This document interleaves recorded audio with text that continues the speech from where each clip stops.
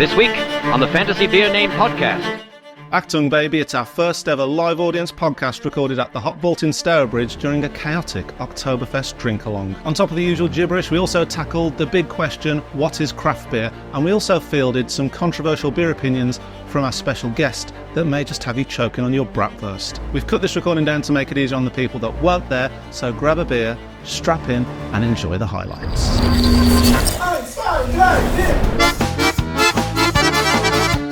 Welcome friends from near and far.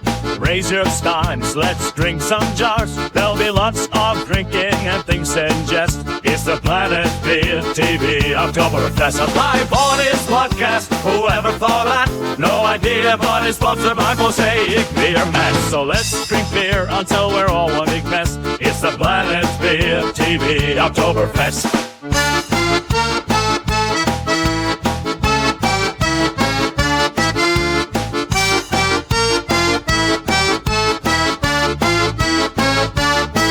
It's the first time we've done it, thanks for being up first. Cause now you're here for better or worse. We hope you like the beers that we have chosen. Just be glad we're there, wearing later hose. On live audience podcast, who ever thought that? No idea, but it's sponsored by Mosaic Beer Mess. So let's drink beer until we're all one big mess. It's a PlanetBeerTV Oktoberfest. We don't know what we're doing, but we know where we are. Drinking in Hofbrau and explosive bars. So let's drink beer until we're all one big mess. It's the PlanetBeerTV Oktoberfest.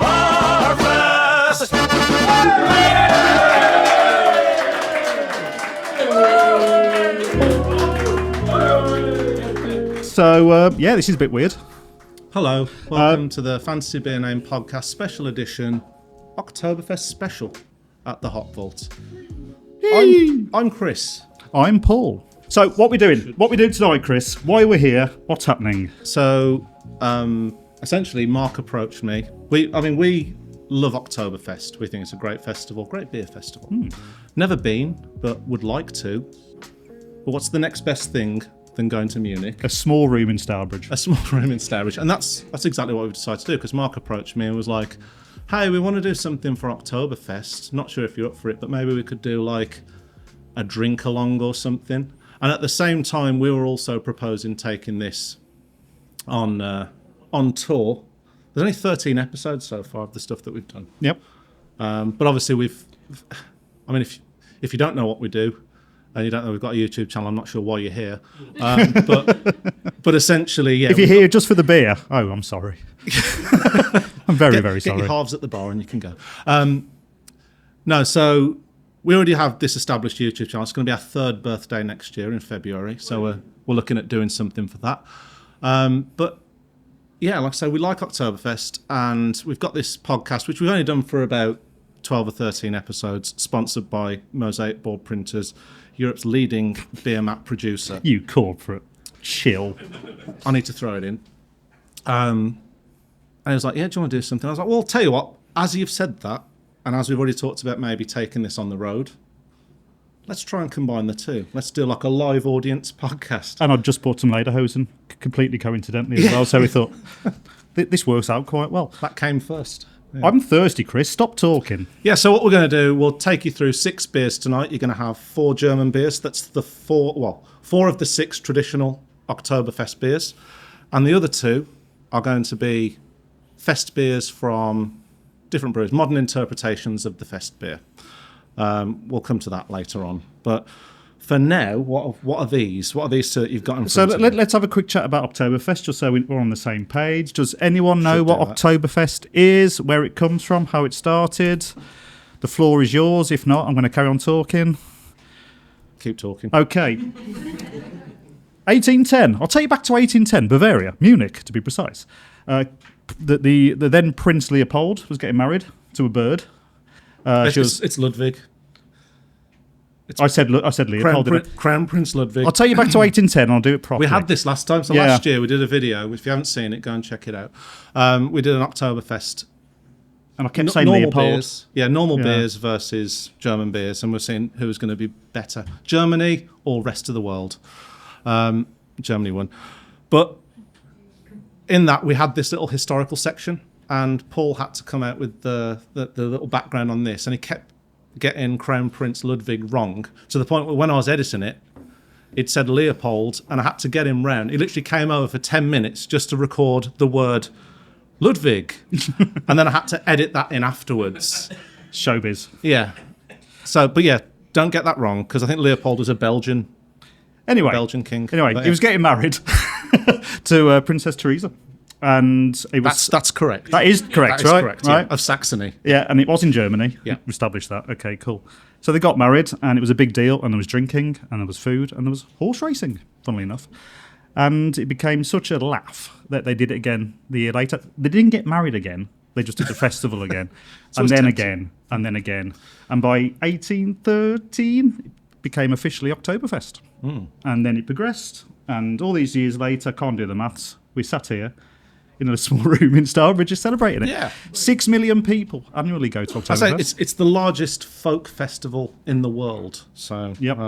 Not including Moseley Folk Fest. yeah, which is bigger than that. Yeah. But we Okay, let's. People are getting thirsty. I'm getting so thirsty. Let's jump into the beers. Which one's which? Who One is the first one. They look. which one's which They on look your so right? different. Yeah. So this is the Spaten. Okay, so Or German pronunciation, Spartan. Spaten. But we're in Starbridge, so Yeah, Spaten. Spaten. Spaten. Spaten, please, Bab. Right, so we're drinking, I believe, What's what's the strength on this, Marco? It's a 5.9%. We thought we'd start with the lower ABV ones. I say you're welcome, but you've probably been drinking beer in here that's stronger than that anyway. So Spaten Brewery, founded in 1397. Try and picture that. That's a long time ago. They were the first brewery to bring the Müncher Hell, or Munich Pale, to market in 1894.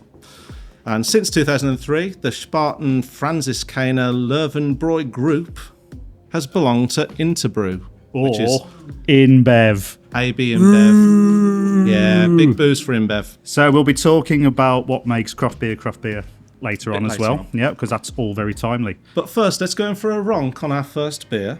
So if you don't know, at Planet Beer, we don't cheers, we ronk. So good ronking. So those about to ronk, we salute you. Get your ronk on.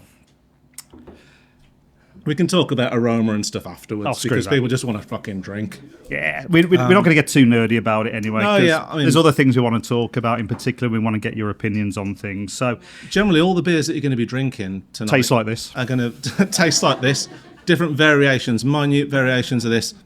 And you'll be able to throw words about like biscuity, ooh, bready, Yeah, yeah. sweet. Interesting Crisp. though. And as long as you're throwing those around, you're all fine. Gonna Don't say juicy. yeah. That's Or not going to work for this. Hazy doesn't fly here. Yeah, hazy doesn't fly either. No. So, Marzens. What's a Marzen? What's a Festbier? I mean, we're not Hey. we're not drinking a Marzen. Exactly. But did you know Oktoberfest started with Marzen, not Festbier, Chris? Interesting, huh? Didn't know that, Paul. Well, I did because we did this last year. But tell me, tell me more about Marzen. For the benefit of the people in the room who didn't listen to that, which is all of them, Also pronounced Marzens Merten or Marzen. or Marzen. Yeah. Right, so we've established that I can't do accents, and thanks for pointing that out live. So does anyone know the difference between a Festbier and a Marzen? Marzens. Anybody? I'm surprised you don't, Jareth. I'm letting you carry on. No, I've already watched you call a Belgian a German. yeah. A Belgian vicious dictator. Yeah. So a Marzen is a Festbier, but a bit stronger and a bit darker. Yeah, so Marzens. There we go. I Nailed mean, in German, March is It's still March. March? Whichever, yeah. Is It it? comes I after don't know. February. But either way, Marzen is a beer that was brewed in March. So originally they all brewed in March, and then it was all shut off, and then they weren't allowed to brew any more beer. And the beer that came out in Oktoberfest for this big celebration was the Marzen beer, and that's pretty much the bastardised history of a Marzen. And he got changed just for public consumption, really. Just sort Yeah, of, and that was like way into the late 1900s as well. lower ABV, Yeah. bit lighter, bit crisper, more easy drinking, really. But fest beers, though, tell me more about fest beers, Paul, because you've got your notes open on the phone. I don't want to, Chris. It's boring. What I want to talk about, though, what I want to talk about is what we did this weekend. Oh, okay, yeah. So We did get up to some if you don't listen to our podcast, we tend to start the opening bit with the things we can't remember from the weekend that's just passed, which is getting worse and worse, really. But This weekend's silly. This weekend got very silly because we went down to the craft beer channel, who are obviously secondary to us on the YouTube craft beer scene. We went down to their Love and Beer Festival in Walthamstow, home of E17. Yeah. Brian Harvey was there. Autographs until he got himself ran over. It was Again. autographing people's potatoes. Yeah. Bless him. So we went down there, and it was a really good little festival. It was in Hackney Brewery Tap Room. Hackney Brew, yeah. Yeah, so that was fantastic. It was only a small little thing, and it was rammed. We got recognised like 3 times. I got recognised 6 times. Oh. I reckon you can do better than that. That's To be depressing. fair though, you were there more for the jolly because you took Annie, your wife, who's in attendance tonight. I took Legend Steve. Yep. Who's the guy that is a regular listener and also best friend because he was my best man at my wedding. But he coined the Doom Bar, which is a section in the podcast later on where we talk about all the bad news that's going on in brewing and beer because there's plenty of it. So it's Steve Powers, the Doom Bar. Steam Powers, the Doom Bar, sponsored by. Yeah. And he's got his own little jingle where you go, "You're a legend, Steve." And he actually, once I pointed out that was Steve to a guy that came over and was speaking as Clive. Shout out to Clive. Hello. He went, "Oh, this is Steve. The legend Steve. He's like Legend Steve." And he just went, "You're a legend, Steve." And I'll tell you what, it made Steve's weekend. It did. If nothing else, if he'd have gone to bed after that. But he didn't go to bed after that, did he, Chris? No, we carried on, didn't we? Yeah. So we drank London that day. So I think, what was it with Walthamstow? It's like, there's about 6 or even 8 breweries within like a square mile. Wildcard, Exhale, Pretty Decent, Signature, Yeah. bunch of other things. So we completed all that. Except for Signature, which we didn't go to because we just thought that they might have a concert on. Because That's just detail. they sponsor a lot of bands. Yeah, So we weren't just in the thinking, market for that nonsense. They're a bit over there. There's a thing here called God's Own Junkyard, which is just full of neon lights. Let's go there instead. What a place, man. So yeah, if you don't know God's Own Junkyard, you should definitely check that out. It actually, what's quite funny is when we were in there, apart from being blown away by the fact that just like these stunning, everything is like just fluorescent. There's fluorescent lights everywhere. I think there's the most neon signage anywhere in Europe. I'm tempted to say the world, but it might not be right. No, why not? But yeah, we were in there, and then when I was ordering the only beer that they had on, it was just a little bar really, and they're mostly just doing wine or cocktails. But they did have this one called God's Own Junkyard Lager, so I was like, I'll have a pint of that. And I was just thinking, God's Own Junkyard, is that where we are? And I couldn't remember where I'd heard the name before. And I said to you, like, do you know the name? And you were like, yeah, it rings a bell, but don't remember. And I'm kind of fast forwarding a little bit, but I've been editing these videos that we did, like interviews with breweries that we filmed in Rivington Farm Trip last month. And one of the breweries that we interviewed was Pillars from Walthamstow. So they were one of the breweries that we visited there. And when I watched it back, like on the Sunday, when I got back and I was doing a bit of editing, instead of being a dad, which is what I probably should have done after being away for the weekend, but I was like, I'm going to go and do some editing. So I was doing that, and then I was listening to Omar from Pillars talk, and he was basically just telling us all about God's Own Junkyard. I don't remember any of that. No, well, that's it. I mean, No. we don't remember it. So that's why it was kind of in our mind. Right. Like, okay, I know I've heard of this before, but it also probably explains why we don't remember. Because we were drunk when we did that as well. The pattern of the day was we were there at the festival for about 3 or 4 hours, probably 4 hours. We'd probably drank somewhere in the region of 30-odd beers between us at the festival. Not between us, each, sorry. And then we went off to all these places, and we went off to about another 8 or 9 venues. And we thought we could remember it. But the next morning, we looked back on our cameras, and there was a venue none of us could remember being in. Like, none of us at all. No. We were The having a Barrel great Store, time. Yeah. We collectively browned out between the 4 of us. We thought it was Pillars, but then I thought, well, hang on, no, Pillars. We were sat down near the bar. And why would we have been standing up next to some barrels doing this? Which is what the pictures say that we were doing. And then, weirdly, there was a thing on the barrels that said, like, barrel project. So Don't remember it. What the fuck's that all None of about? us remember it. And it turns out, from looking into Google Maps, that next door to Pillars, there's Wildcard have got a barrel store, and we must have been there. But, I mean, it's interesting, because there's a few places which either one of the four of us don't quite remember well, but that one, all four of us don't. But then we still went on to a place after that where we do. So Something I don't weird know. happened. And then we went back to the hotel. Nothing happened. It was non-eventful. We all went to bed. Lovely. you say that. Me and Steve stayed up. You did and ate a pizza. But we went to bed. I got up the next morning. I couldn't find my bag. So I went downstairs with my wife Hannah, and everyone was kind of staring at us from the breakfast buffet. And the guy said to us, "Are you okay?" And he looked over at me and went, "How's your shoulder?" How was your shoulder? I was like, it's fine. It's like, he was massaging your shoulder. And then apparently know it that. transpires. We walked in. Chris had his phone in his pocket, blaring out the Backstreet Boys really loudly, and we were body popping and dancing and trying to get everyone to sing, which none of us can remember. Then we collected our bags from the luggage area. I lost my bag between there and my room, Which is only three floors up. which is 3 floors up. So I've lost it. Oh, no, in- actually, you were on the second Second floor. floor, Me yeah. and Steve were on the third. So I lost my bag in the lift. I think the theory Which is is quite impressive. because you still haven't found it, have you? No. No. So the theory is you must have left it in the lift, but me and Steve were in the lift with you, and then we went up another floor, and then unlike you and Hannah who went straight back to bed, we literally just threw our bags in the room and then went back down to the bar, got in the same lift. So you would expect that if it was in the lift, we would have seen it. I don't know. Weird. It's a real Netflix mystery. should come for this and make a real track. I mean, you did lose a track T-shirt, didn't you? Track brewing. Yeah, yeah. But when I was getting the world's worst breakfast buffet from the Holiday Inn, whatever it's called, I turned around and the guy from the malt miller was sat there with his, I'm assuming, girlfriend, and he went, "Hello." And I went, "Hi." And he went, "You okay?" I went, "I don't know anymore." Yeah. Wearing last night's I'm pants. still astonished that someone's took a bag that was just full of clothes. Yeah. Anyway, it happened, but Times are hard. I mean, I saw some of the people that were in the Holiday Inn Express. They were coming in and they were in pyjamas. Walthamstow I mean, Holiday have some Village Express. decorum. Like, just put Anyway, put a tracksuit on. Stop at your the moral very least. grandstanding. Anyway, sir. yeah, sorry.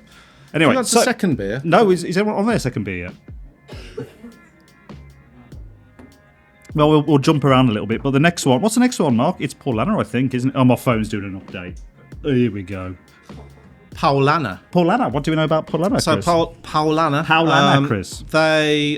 They're from the monks. They're from They're the from monks. the monks. Yeah. So they were a brewery that originally started as being monks, and you've talked about this in. They continue being monks as well. Yeah, they did. They were the first ones to do the Doppelbock, Yeah. which we won't be drinking today. But again, and their No, first that's beer- Augustina. No, it's Paulaner. No, it's Paulaner. Yeah, Oh, it's because definitely Salvatore is Paulaner. there. Sorry, I yes. edited the video. You Yeah. did the research. Don't remember it. No, I edited the never video. do, never do. Watched Can't it a even million find my bag. times. Yeah. So their first beer was in 1634. So again, long time ago. Not quite as old as Spaten though. I think they're the youngest of the Yeah, brewers. probably. Anyway, Amateurs. God bless those monks. So at first, Paulaner was only served publicly during festivals. Otherwise, it was just reserved for the monks. So you wouldn't have been able to drink this if you weren't a monk. Which, I don't know. Should we just have a bit of a ronk? Is it worth it? I mean, just let's go for it. Let's try. Let's see how different this one tastes. Good ronking. So can anyone taste any difference between those two beers out of it? Yeah. Yeah. So also recently I went to Ireland. Oh yeah, you did. Yeah. Yeah. So I don't know if anyone's been to Ireland proper. We went to Cork, myself and Hannah, and it's not the best for craft beer. In fact, if anything, I'd say it's fucking terrible to the point of pain. So not to disparage some of the craft brews in Cork, but not good, man. Not good. I won't name names, but yeah, it's not good. But here's the thing. Did you find that you were just drinking Guinness? Guinness was amazing. Because that's I think that's all I'd do. I don't know if I went to Ireland, I think I'd just drink Guinness. You think it's a bit of a stereotype, like you think not everyone drinks Guinness in Ireland, but they do. They really, really do. Or Harpslager, Yeah, well, which is not nice at all. no, but I mean, yeah, pretty much. If I'm there, I'm just all about the fucking Guinness because I don't know anything else that Ireland are in. They've got like White Hag and stuff like that. Yeah, I mean, you don't see it. No, well, not in that area as well. That's Southern Ireland, but like literally down there. But Cork, I mean, isn't that the furthest south you can go? It's not the furthest south you can go, Chris. But it's the furthest southern city In Ireland. Yeah, you can go, definitely go. Yeah, further well, south, that's what I'm saying. Yeah. Like, so, yeah, I don't know. Well, there's nothing there that. It's I great because think what I would like be most seeking about out. Cork's a brilliant city. You know, it's like Dublin but without the drunk arseholes, really. But what really made it special is I got food poisoning on the second to last day. So I like the biggest laugh of the night is you getting food poisoning. you're on the toilet a lot. So that was nice. But yeah, Guinness in Ireland, fantastic. Craft beer in Ireland, no. Northern Ireland, on the other hand. Now we're talking. There's a few good ones. I'm also pretty sure I joined some kind of splinter group for the IRA while I was down there because we were in Kilkenny and I started joining in with... You really hate Kenny. Is that Hey, someone's got a I'll child. take that anyway. Yeah, So yeah, I think I joined some paramilitary splinter group, but that'd be the least surprising thing that I can expect of you. To be fair, as per usual, I can't remember what happened. I did join the National Front once by mistake. okay, now that's a story. How was the beer? I was in Smethwick.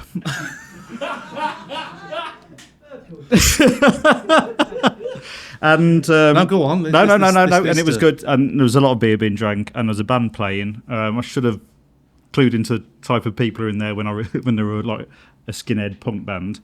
I jumped off the stage and crowd surfed. And then I got taken under the wing by a bunch of people who were like, "Awesome, mate! Yeah, go and have a drink. And then I did, and then I realised I was literally in a white nationalist gang. And I was too scared to say anything about it at the time. I can see that's confusing, so though, I 'cause- let them buy me a beer.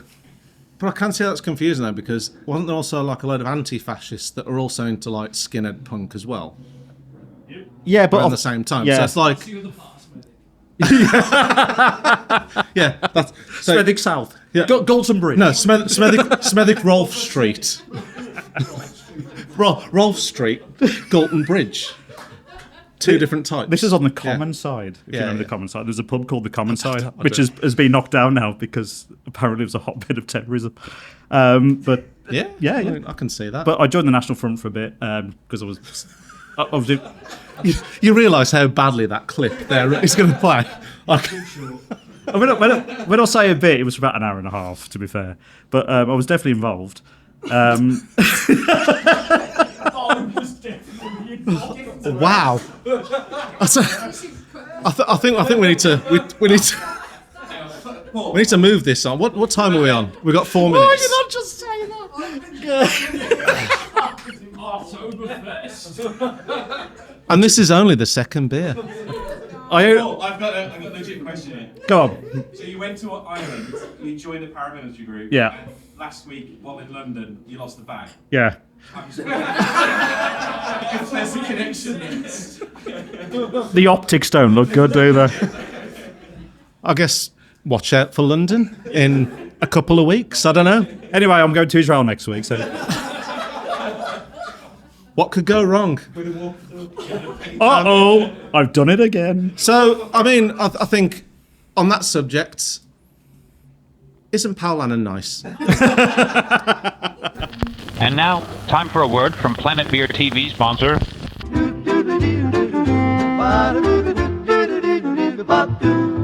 Mosaic board printers, beer mats for your bar. Mosaic board printers, the best soft beer mats by far. The proud sponsors of the show, so we're telling you to go to Mosaic Board Printers.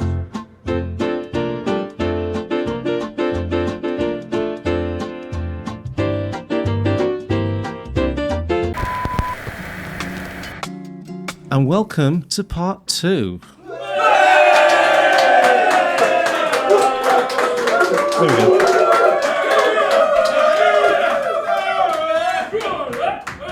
Just sounds sarcastic now, doesn't it? Oh, we did pay for that. Yeah.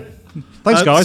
So thanks for rejoining us on part 2 of this fancy beer name Oktoberfest special. Now, I realised actually at the end of the last one that we didn't do the fancy beer. You're already drinking. Oh, I forgot we were doing a thing. You absolute heathen. So normally, the reason why it's called Fancy Beer Name Podcast is because we've got this list of names that we've just come up with because we think we're hilarious. But we say things in like just going about and doing stuff, going away filming, and we say things which might sound like, because, you know, craft beer's full of stupid names for beers, that it might actually work as a beer name. And then we pick one of those and we're like, yeah, that'll do. Sounds like a beer. Let's call the episode this, and let's talk about the story behind the name, but also who might brew it. Felt like there's a lot of point in there for a podcast.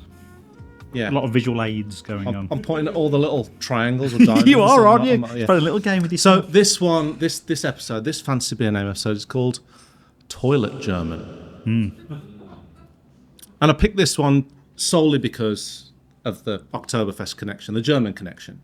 I'm still drinking the beer. Yes, please stop. I'm thirsty. Keeps drinking the beer. So tell us a little bit, Paul, because this is definitely one of yours. And I think I have a vague recollection of where Toilet German came from. It was when we were on a trip up to Leeds for the Northern Monk videos. Thanks for the tea, because I couldn't remember where we were. Yeah. That'll surprise you. Yeah. We were in a pub, and it wasn't the Northern Monk pub, but we were in another pub, and it was full of Germans. Yeah. Yeah, that's right, actually. I went to the toilet, right? And there was like loads of Germans in there, and there was like 12 of them. And I went, oh, this pub's full of Germans. And that was my story. So I went downstairs and told you, and you went, no, it isn't. We're in Leeds. Yeah, it did. No, but it didn't clock with the reality. It was a busy pub. You're getting confused. It was a busy pub in Leeds. That's just Yorkshire. It was like being in a Batham's in Stourbridge. It was a very traditional old pub. And I was like, when he came, it's full of Germans, this. And I was like, well, one, that sounds vaguely xenophobic to my millennial nature. What did I tell you earlier, though? And I was like, thanks for the callback. Audience participation. I was like, well, one, that doesn't clock with anything that I'm hearing around here. Everyone here around here is saying, like, what you drinking, love? Oh, lovely. Oh, dear. That's what they were saying. Dearie me. Yeah, it was a cask. Not so funny when the xenophobic boot's on your foot, is it, Paul? But then, in fairness, you came downstairs, you said to me, this place is full of Germans. I was like... Not in a bad way. It was just, just an observation. I was confused about like 8 points. Yeah, that's fine. And I was like, I don't think it is, Paul. I think you might have just heard, just a pissed up Leeds person. Because that might sound like a German. Because you can speak German to a degree, can't you? Yeah. I can't speak Leeds, as that just proved. But then, while we were sitting there having this discussion, a guy walked down the stairs from this pub. And went, ja, das ist ein Toilet. Das ist ein Toilet. And I was like, Paul, I'm really sorry I ever doubted you. Because it turns out there's a few Germans here. I said, Toilet German. That was it. And that was literally how Toilet German came about. But how would we, like, who would be brewing Toilet German? Oh, that's a good question. As a beer. Toilet duck. Toilet duck, toilet German. Yeah, that could work. I could see that. Everything's sure shot, though. Sure shot, though. Sure shot would brew any silly beer name, that's the point. Dumb names equals sure shot. Yeah. Mark made a good shout earlier on when he said, actually, Toilet German sounds a bit like a proper metal name. Like you could imagine a Norwegian Pressure drop. If you're looking at toilets. Yeah. Do Black Iris. And Black Iris was where we landed. Yeah. Tell you what, first actually, Toilet Germ, welcome on stage, everybody. Toilet German, all the way from Norway. why would they be from Norway? Because Shouldn't it be everyone who's from ironically from Germany. Yeah. Before we get stuck into the next beer, oh shit, yeah, sorry. because he is, just want to give you guys a big thank you for actually coming on tonight, because I don't know if you know this, but Tommy Cooper is playing at Halesowen. That's It's actually happening. It's actually happening tonight. yeah. Tommy Cooper is happening. You were very at concerned about Halesowen. this, weren't you? Yeah. Yeah. And why was that, Paul? Well, you were concerned that everyone was going to go see Tommy Cooper instead, until I pointed out he died 30 years ago. He did die 30-ish. Yeah. So, And the rest, maybe. but But then, like I said to you, no. I've been thinking about this a lot now. If he is indeed Tommy Cooper, that just proves how good a magician he was. True. But no, there is a guy that is currently in Halesowen, and apparently he was at Glasgow last year. And Glasgow. Well, headline on the pyramid stage. if you look at the blurb, it says, it's literally the first thing that it says is, believe you this read it. guy was one of the best acts at Glasgow in 2023, and is like the best Tommy Cooper impersonator guy. No. He's decimated the Tommy Cooper But, competition. Like, I think I remember saying to you, like, we're going to struggle. There's a Tommy Yeah. Cooper thing going on in Halesowen. We might struggle. And you went, he's been dead for 30 years. And I went, yeah. No, I'm talking about like the royal Tommy Cooper, like not the actual one. Yeah. Like I'm not convinced Tommy Cooper impersonator's got the finger on the pulse this of is the zeitgeist, this is Chris, to be honest with you, possibly so I'm the not that best concerned. Tommy Cooper guy. But it's Tommy Cooper. Yeah. 4 fork spoon. 4 fork spoon. 4 fork spoon. But then I think you sent me a message saying, well, that's completely on point with the cultural zeitgeist. And I went, yeah, maybe you should call it like just like that, but not exactly like that. Because obviously it's not him, because he's dead. That's the joke. Yeah. And that's the kind of joke that Tommy Cooper would have done, ironically. Yeah. So actually, you could have watched Tommy Cooper tonight. Anyway, I think that was my point. enough about... This beer, anyway. This beer. You're waffling. Anyway, Let's raise this one. So, what have you half drunk, Paul? Oh, yeah, it's very nice. Uber to Cooper. This is Lowenbrau. Uber to Cooper's definitely the next one. Lowenbrau Festbier, 6.1%. Or Lowenbrau. Or Lowenbrau if you're from a pretentious place in Germany. Yeah. So Lowenbrau means lion's brew. So you know it's good because it's made from real lions. Now, a few little facts about Lowenbrau, right? Because we have to do something like this in this podcast. Apparently, this brewery started somewhere in the 14th century, but the name Lowenbrau didn't come about until 1746, Chris. Holy shit. Here's the thing, guys. They're owned by InBev. Yeah. Which actually feeds in nicely. I mean, we're going to get our resident beer expert. Obviously, we're in a Because it ain't us. we're in a beer shop. So it would have been bad for us not to get someone involved in the beer scene tonight. And one of the best people that we knew was our friend Sam, who just drinks in here with us. But it turns out that he's in Munich. Oh. So he's so far ahead of Oktoberfest. Let's call him. He's actually there. So I reckon we can call him. Yes. I'm going to try and give him a call. But Sam, he did say to me, like, I'm really gutted that I'm missing it, but if you dial me in, Yep. I will definitely answer. He'll give us his opinion on the beers we're drinking, yeah. But yeah, I mean, just the Lowenbrau. Can you get him on the going on? the biggie? We get him on the TV. Hey! Is this it? Hello, Sam? Sam? Sam, can you hear us? Hello? Sam? Sam? What? Are you Hello, all right? can you Yeah, hear hello, Sam. You all right? Sam? Yeah, we'll just talk. Shows it. We're Shows it got that. We're just at the Oktoberfest live drink. No, Listen, Sam. can Sam. you hear us, Sam? Sam, nod if you can hear us. Sam, nod. Just give us a nod. How's your hair transplant coming on? Sam. Okay. So Sam, what we're gonna. We lost Sam. Let's raise the Lowenbrau to Sam. To Sam, everybody. To Sam. Yeah. So I guess in the absence of Someone who knows what they're talking about. in the absence of Sam, I guess we'll just bring someone in who does know what they're talking about. Maybe the owner of Hang Hofbrau. on, let's give him a proper introduction. That's what I'm trying to do. Let's build it up a little bit. That's what I was trying to do. Ladies and gentlemen, we have a special guest. He's a businessman. He's a Starbridge man. He's a man from London a bit. He's a man. He's a man who sometimes covers his hair up because he's self-conscious. He's You know all about that, wouldn't you, Paul? He's an entrepreneur. He's a software engineer. Maybe. Close enough.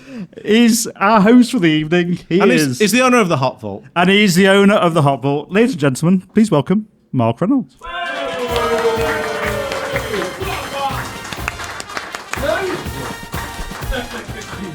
Hello, Mark.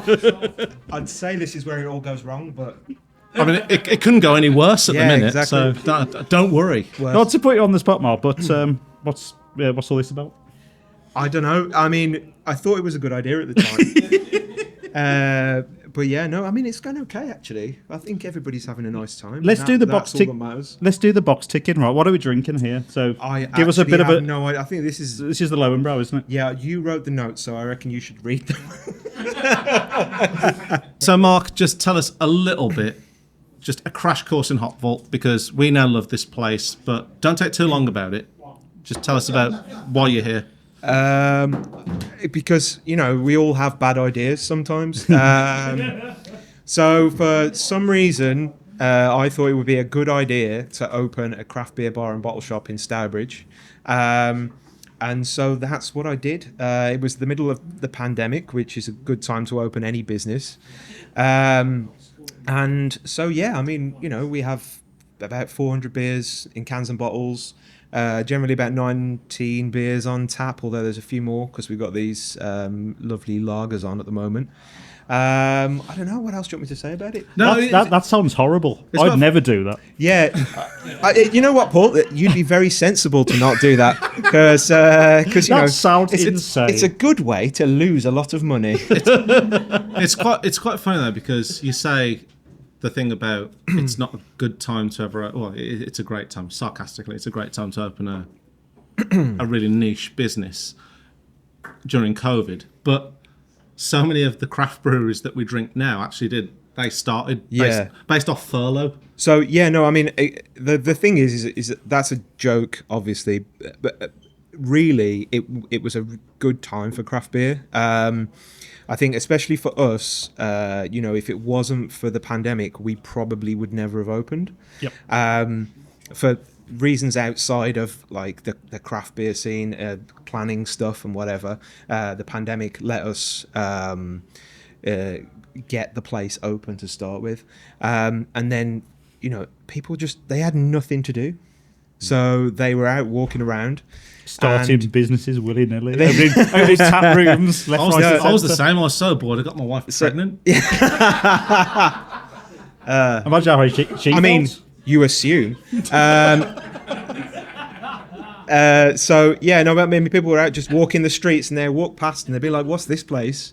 And they just come in and spend £100, and you'd be like, "Oh, okay." And then, you know, if I'm right, like you weren't really a big craft beer. No, I was riding on the riff of like originally I was real ale, then I was into Belgian, and I, at the time had Beer 52 subscription. Yeah, in Prince 2020, Leopold 2021. is from Belgium. If and anyone's interested. then you started coming in here and presumably going to Paul's place as well. Yeah, and you know, we converted you.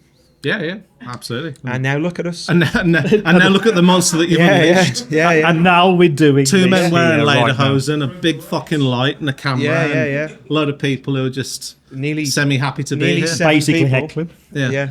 So, hang on a minute. So, here's the thing I want to talk with you about, on. Mark. So, big subject, everybody.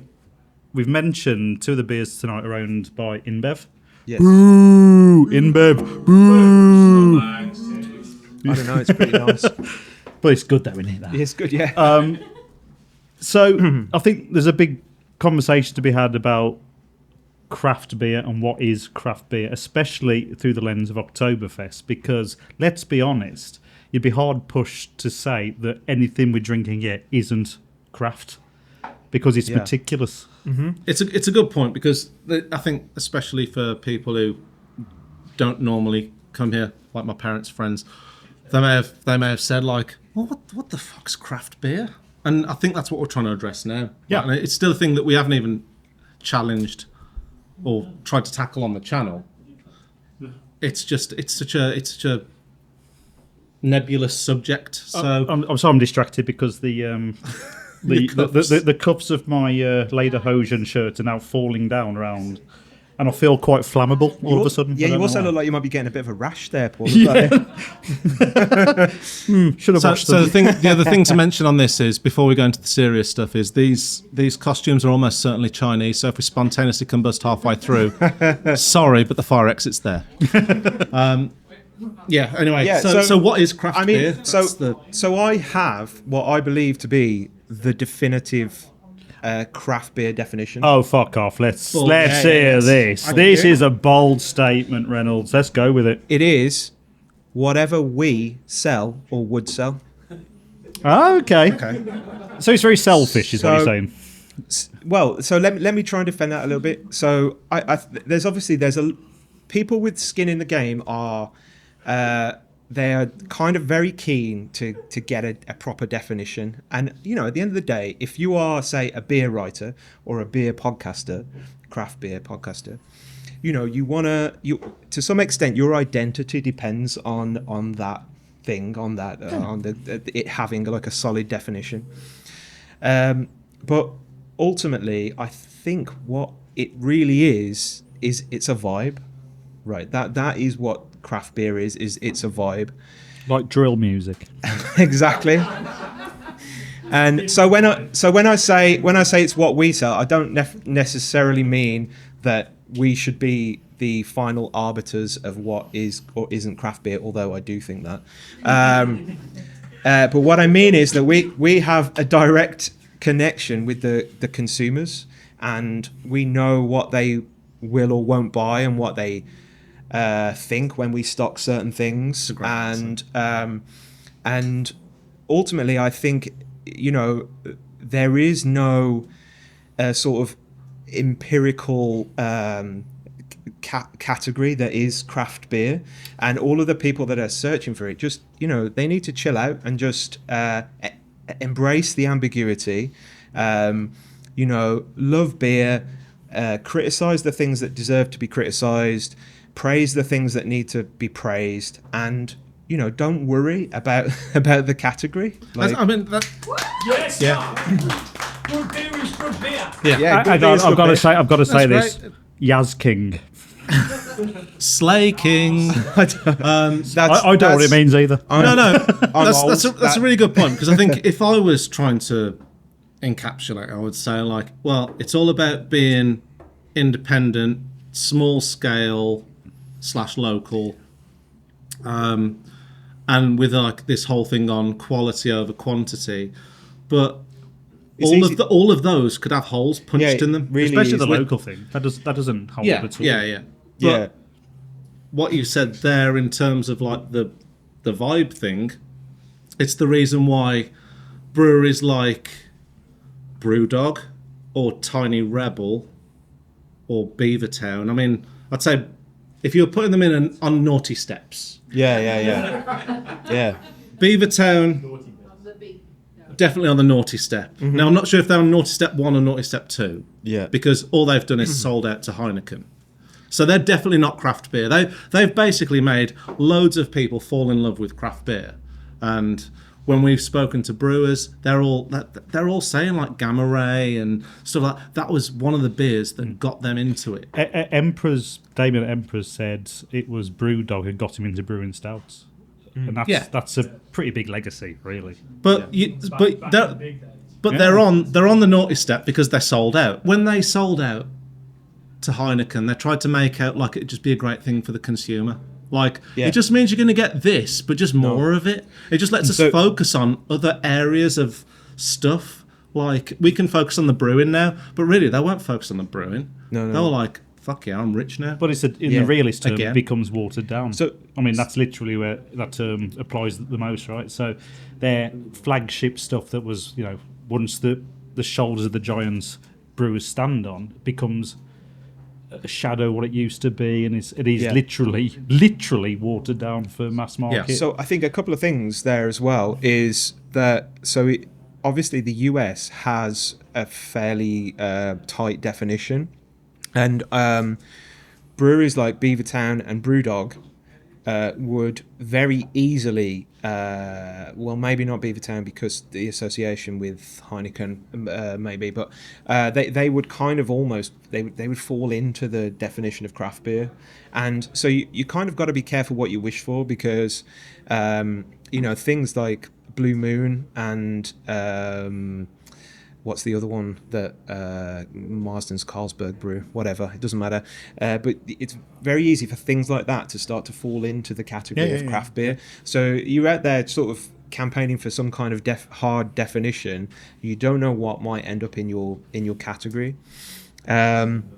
So yeah, and I think the other thing as well. So I think there is one thing that I think should definitely get you kicked out of the craft beer category definition, is that if you sort of are exploiting your kind of your capital advantage to try and tie places into restrict consumer choice. Oh fuck yeah! Like that just is a hard no.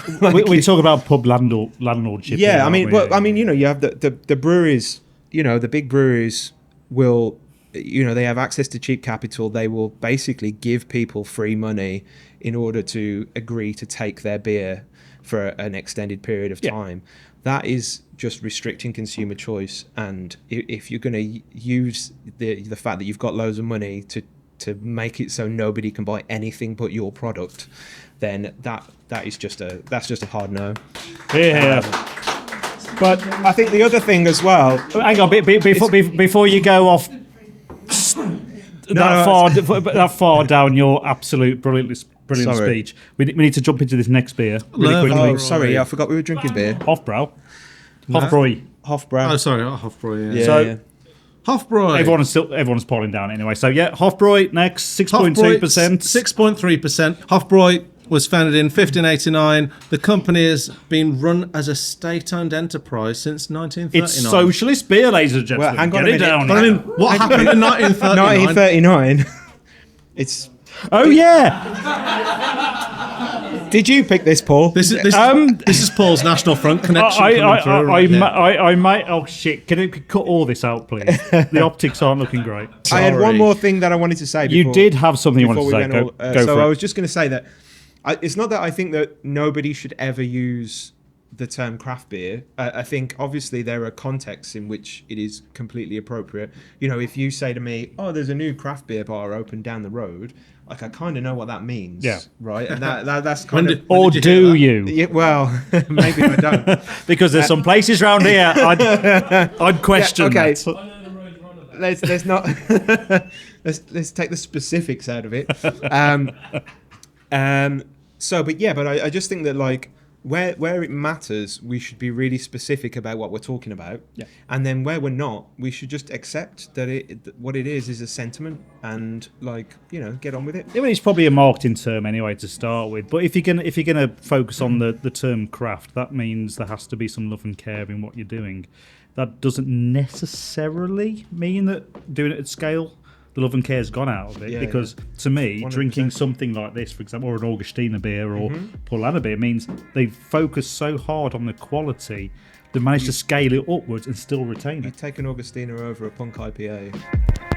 Finish off your German beers, folks. It's time for some international modern fest beers. So the first beer we're drinking in the third? The third.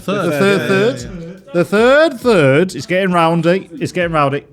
Can we just have some kind of security to take this down? Alec, you're quite top heavy. Take him down. So we're essentially, Alec, our resident beer man who isn't working today. If anything goes wrong, It's your fault. he's going to kick You've people lost out. control of the room. Is this right? Yeah, sure. Yeah. Told you the Right, Donzoko. What do we know about Donzoko as a brewery? I know they're from Newcastle upon Tyne. Yeah, although briefly they were from Leith. Yeah. Were they really? Yeah.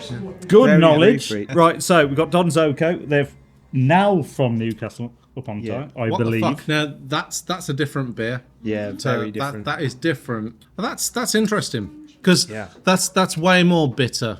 So I think that's cast in a lot more of that kind of bitter hoppiness than you would normally get in a fest beer.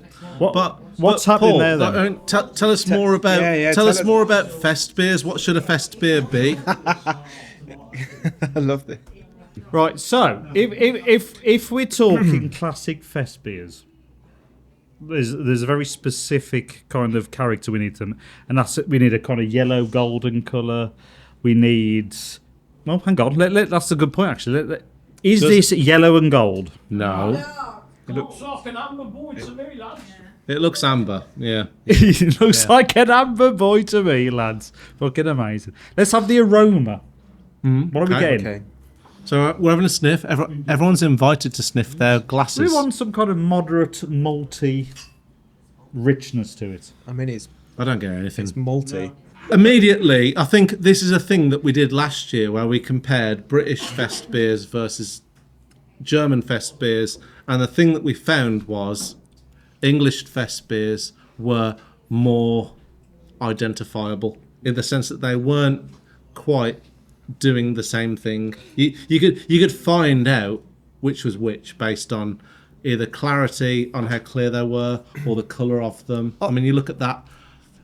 If you look at your old German beers, you used to be able to see through it. It's not looking like You can't see anything through this. you'd class as a fest beer, and also even on the flavour, you're looking at Pilsner malt, so you want some a bit crisp, you want something drinkable. This is beyond that. This tastes like more like a West Coast IPA. That's a great shout. Yeah. So what's gone wrong here? All right. Well, you should read your notes about it, Paul, because it will tell you. Oh. But this is not fest. This is Donzoko. This is interesting. Oh, hello. Right. I say, don't leave it too long.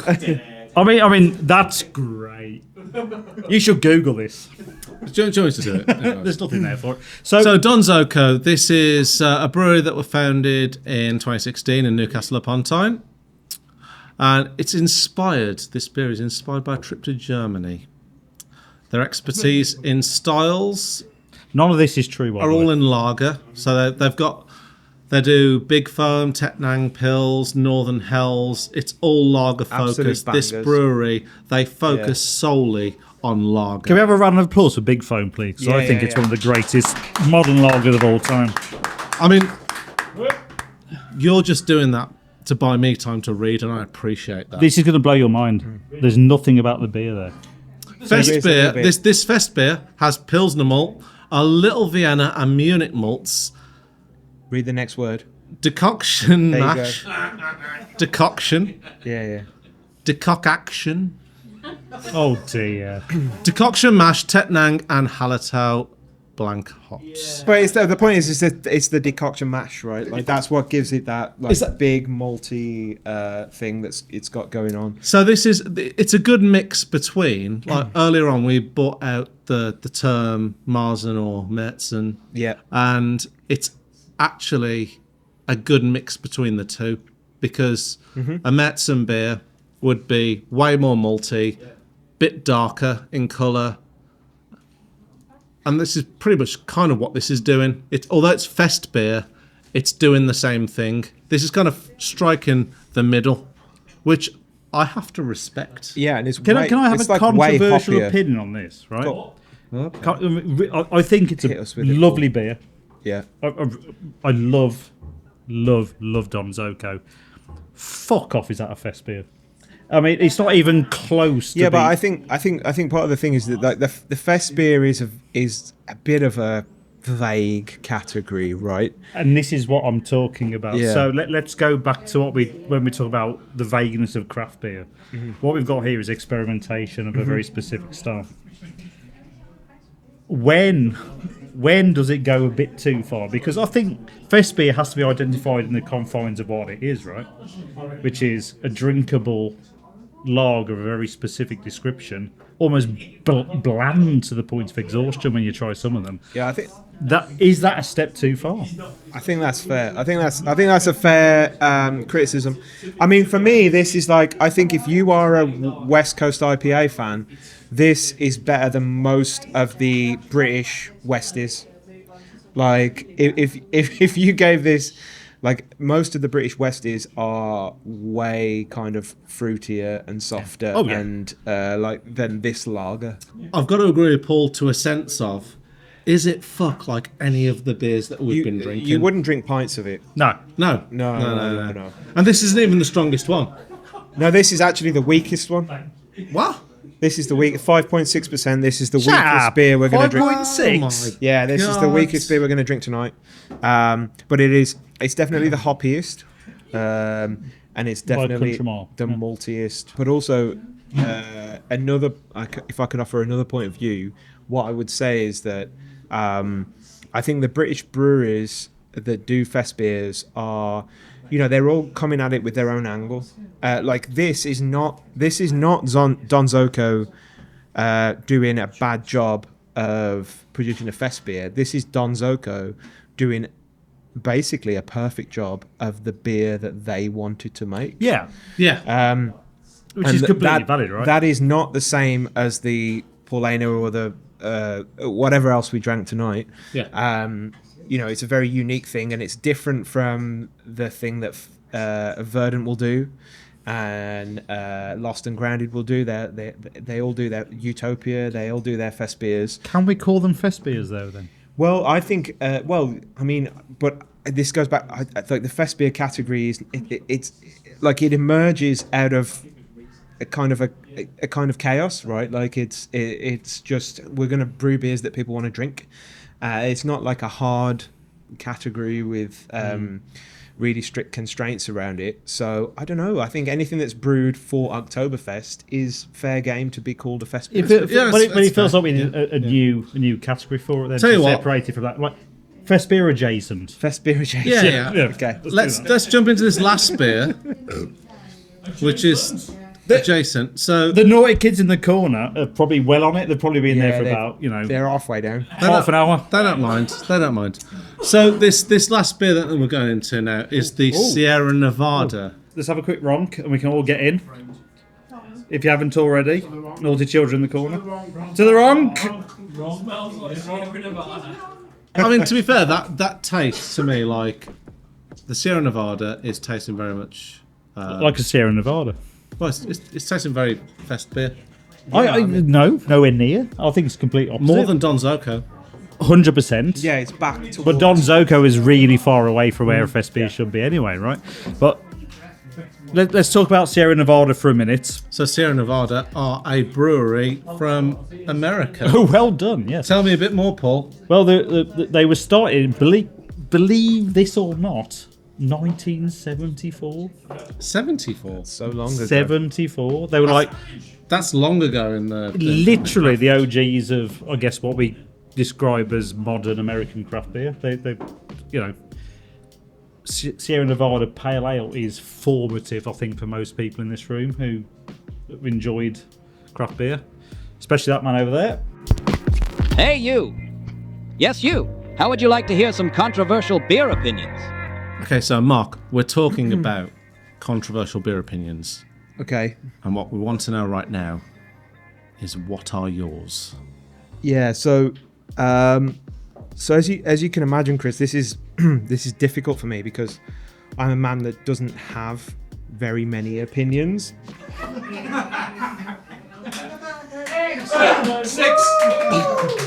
And the ones I think the slow clap says it all. And the ones that I do, I don't hold strongly.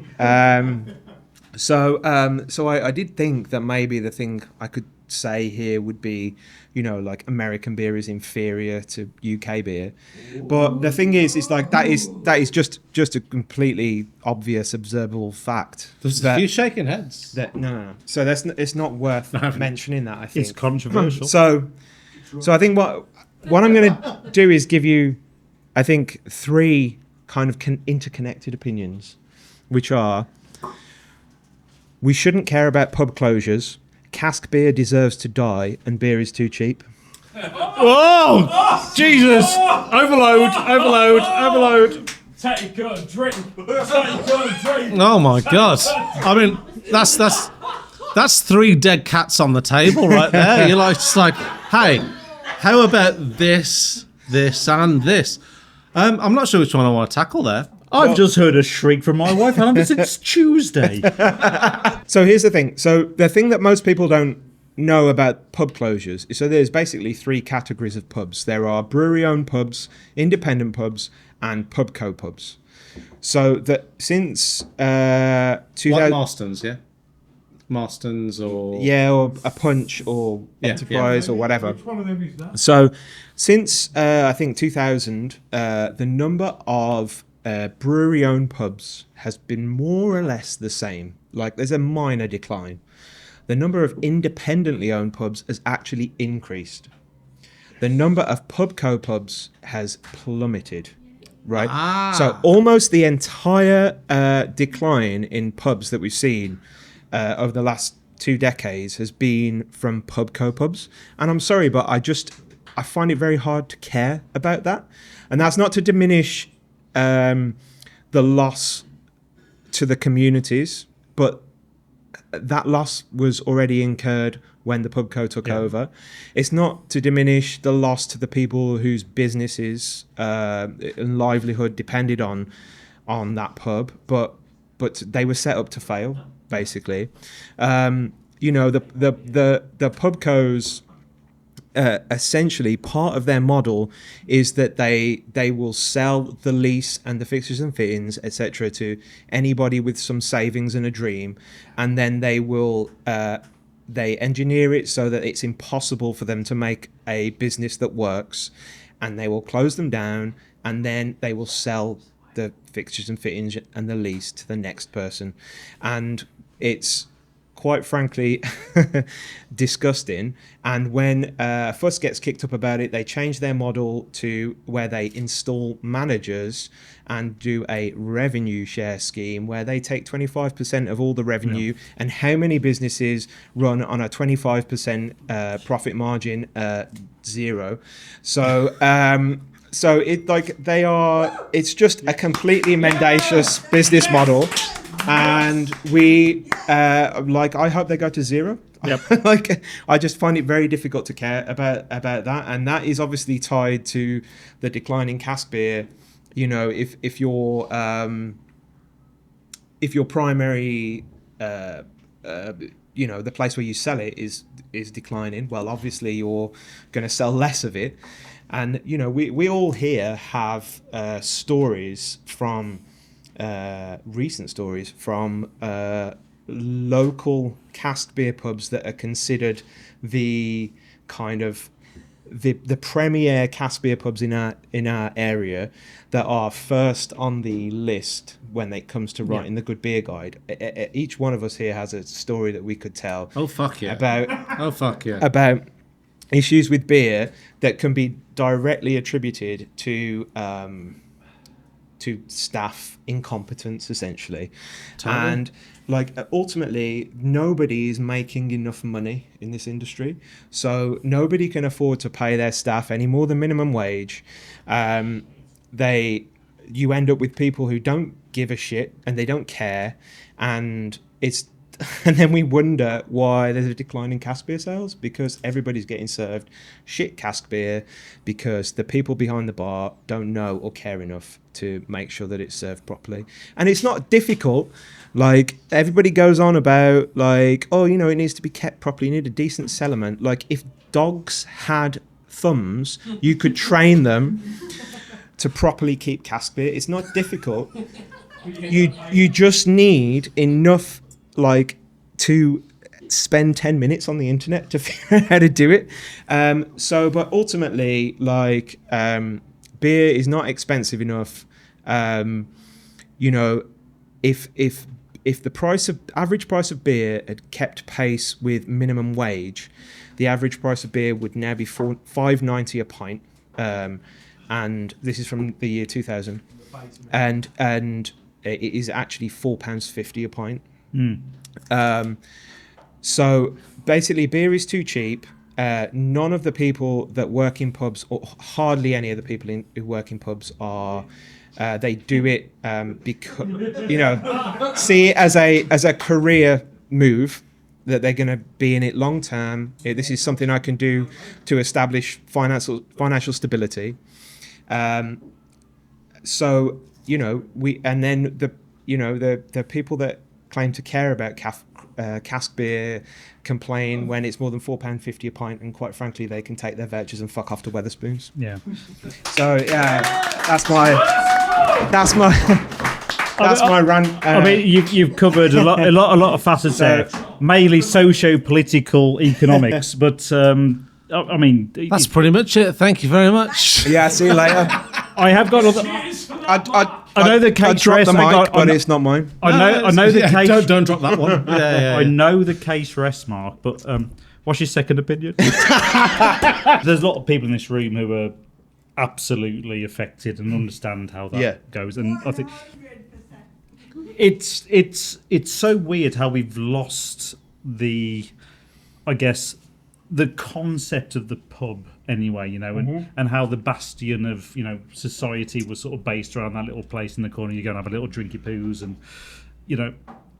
the beer was fundamentally important to it, but it was more about community anyway. But that went a long time ago because of those things you've mentioned, right? So we've lost that, and now we try and inject. I think, from my opinion, inject craft into it, which is artisanal, brilliantly produced produce into it, which comes at a premium. That, but that comes at absolute loggerheads with landlord pubs who are decimating communities.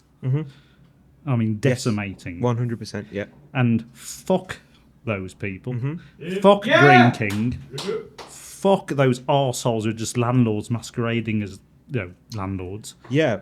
Well, thank God, landlords masquerading as bar people, should I say? And there needs to be a seismic shift in changes of what's happening. It's killing business, it's killing craft, and it's killing brewing. Like a little thing off what Paul said there, I guess it's a little bit sentimental, but like I think all of us here, there and the people in this room essentially, there are essentially friendships and relationships that wouldn't have existed if like the Hop Vault didn't exist or Hall didn't exist.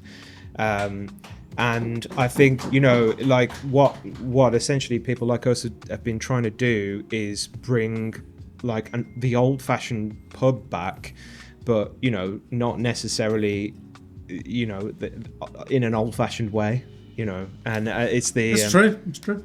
Bless you. Times changed. Right, thank you for joining us tonight. It's been chaotic. It's been fucking brilliant. Thank you, everyone in the Hop Vault, for joining us. Mark, what have you got for us? Have we got anything we can do in terms of discounts? So I just want to plug the Hop Vault. We've got a lot of beers. If you want to order some, there's a discount code for you guys. It is PlanetBeer10, all caps. I'm sure Chris and Paul will make sure it's in the description on this video. Yeah, don't worry about that. Whatever. It's all there. Yeah, and if you want to sign up to our bespoke subscription box, we will, you can just tell us what you like, what your budget is, and we will put together a box for you every month and send it to you. That's what we do. Thanks for having us. Chris, wrap up. Anything from you? Anything from you, quick? Thank you very much for watching, guys. We'll catch you next time on the Fancy Beer Name podcast. It's been chaotic. Thank you. See you later. Bye.